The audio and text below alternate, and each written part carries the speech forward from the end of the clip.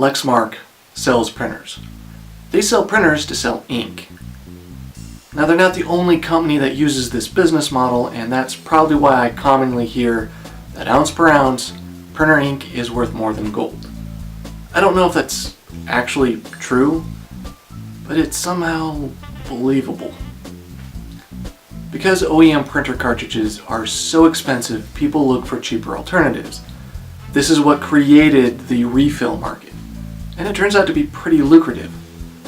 That also impacts Lexmark's bottom line. At least they seem to think so. Lexmark tried to find a way to stop this. In 2004, they tried using copyright to block third-party cartridges. In 2014, they tried using trademark law. Both previous attempts were struck down by the Supreme Court. So Lexmark filed a patent infringement suit against a company that sold refilled cartridges.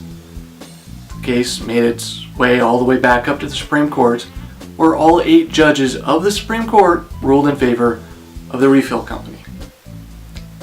Citing the first sale doctrine, the ruling states that once a company has sold a product under patent law, they don't have any right to dictate how that product is used or disposed of. Kind of seems like a common sense thing. You buy something, you expect to be able to do whatever you want with it, or what you need with it. Commonly, the first question most people have is, what effects will it have on other industries?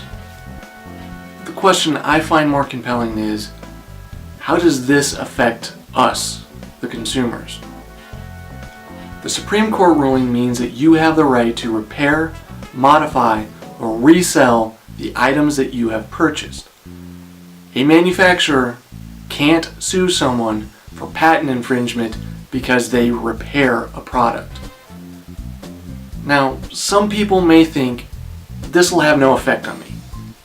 I don't do any repairs, I'm not handy with tools, I'm not interested in doing that kind of thing, and I'm not going to hack my stuff. Okay, then you might want to think about how that affects repair shops.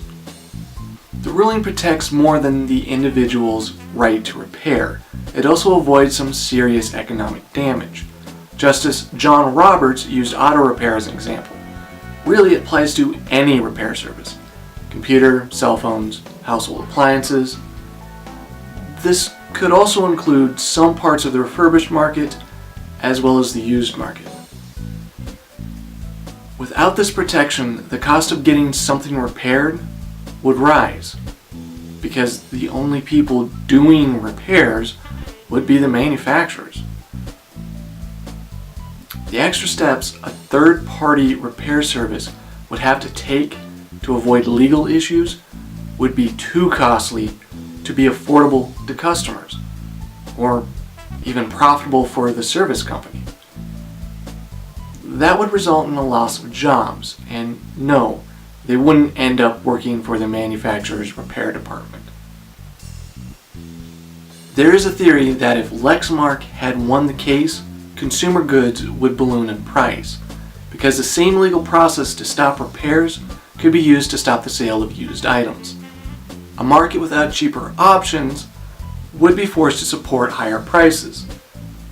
This could also create a barrier to technology and some standards of living for lower income families, not only shrinking the middle class, but also making economic inequality even greater. In theory. But like the ink is worth more than gold, it's somehow believable. The ruling holds the status quo, which in this case is a good thing. It's worth noting that companies that want to limit what people do with the items they buy still have other options to do so. There is contract law and license agreements for software. It's why tractor hacking is a thing. John Deere is using DMCA to prevent farmers from repairing their own tractors. And it could be a violation of copyright law to simply remove the part of the engine control firmware that prevents the tractor from starting after repair work has been done. the DMCA firmware issue affects more than just tractors. It also applies to things like TVs. Much like the Samsung TV that can be remotely hacked into for eavesdropping, disabling the microphone could be a DMCA violation. There are other appliances to be considered about. Kitchen appliances, cell phones, tablets, networking hardware, cameras, the list goes on and on.